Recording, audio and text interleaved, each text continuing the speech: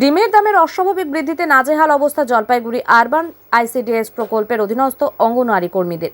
এই পরিস্থিতিতে ডিমের বাজার মূল্য সরকারের দেওয়া বরাদ্দের সঙ্গে সামঞ্জস্যপূর্ণ না হওয়া পর্যন্ত সপ্তাহে একদিন ডিম সরবরাহ বন্ধ রাখার দাবিতে জেলা প্রকল্প আধিকারিকের কাছে লিখিত আবেদন জানালেন তারা।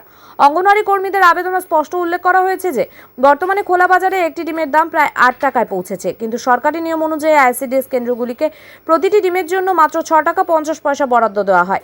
এর ফলে প্রতিটি ডিমের পেছনে কেন্দ্রগুলিকে 1 টাকা 50 পয়সা করে ভর্তুকি দিতে হচ্ছে, যা কর্মীদের কাছে কার্যত অসম্ভব হয়ে দাঁড়িয়েছে। এই আর্থিক সমস্যার কারণে কেন্দ্রগুলি নিয়মিত ডিম সরবরাহ করতে পারছে না বলে দাবি কর্মীদের। টুম্পা ওয়ালো, অপর্ণা রায় এবং নিবেদিতা ঘোষের মতো আইসিডিএস কর্মীরা অভিযোগ করেছেন যে 7 জুলাই থেকে আরবান আইসিডিএস প্রকল্পের বেশ কয়েকটি কেন্দ্রে আনুষ্ঠানিকভাবে ডিম বিতরণ বন্ধ রাখা হয়েছে।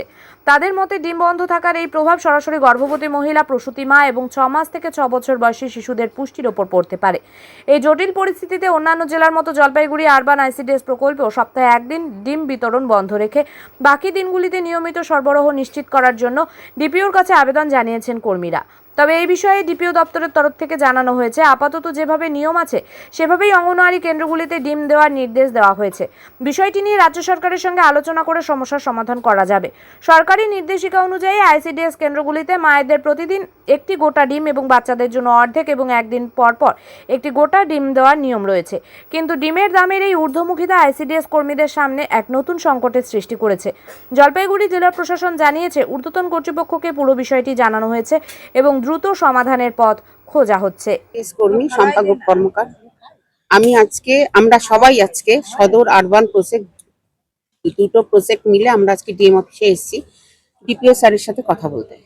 আমাদের বক্তব্য একটাই ছিল যে আমরা সপ্তাহে একদিন ডিমটা বন্ধ করব, কারণ আমাদের সরকারের যে ডিমের মূল্য সেটা হলো 6.5 টাকা, কিন্তু আমাদের বাজারের থেকে কিনতে হচ্ছে 8 টাকা 8.5 টাকায়। এই যে বর্ধিত মূল্যটা আমাদের ঘরের থেকে যাচ্ছে, 1 টাকা 1.5 টাকা করে আমাদের ঘরের থেকে যাচ্ছে, এই মূল্য বৃদ্ধির কারণেই আমরা আজকে ডিপিও স্যারের সাথে দেখা করতে এসেছিলাম। কিন্তু উনি বললেন আমাদের ওপর থেকে এই ব্যাপারে অর্ডার আসবে এবং আমরা যাতে কন্টিনিউ করি, ডিমটা যাতে আমরা বন্ধ না করি, যেহেতু ডিমটা আমাদের পরিপূরক পুষ্টির একটা পার্ট, সেই জন্যই আমরা ডিমটা উনি বন্ধ করতে আমাদের না করলেন এবং বললেন একটু কষ্ট করে কদিন চালিয়ে নিন, কন্টিনিউ করতে বললেন।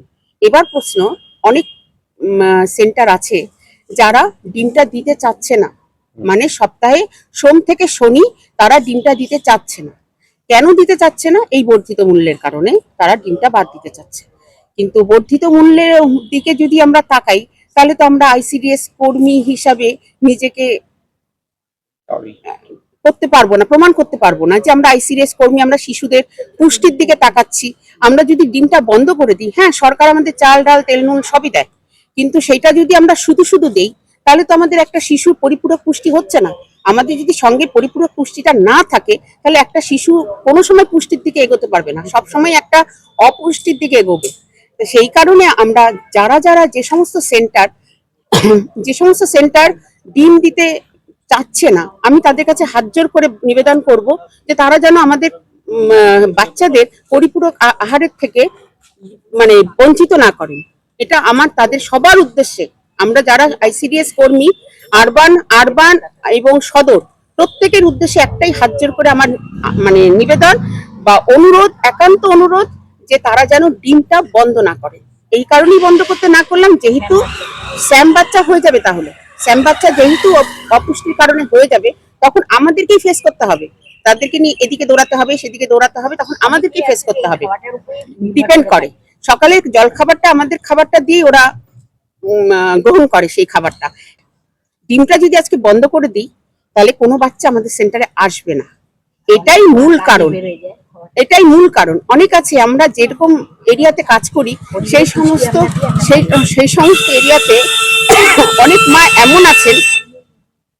মা এমন আছেন যারা সকালবেলায় কাজ করতে বেরিয়ে যান, বাড়িতে বাচ্চাটা একা থাকে, তখন তারা আমাদের সেন্টারে খাবারটা খেয়ে তাদের সকালে জল খাবারটা পায়, মানে পুষ্টিটা পায়।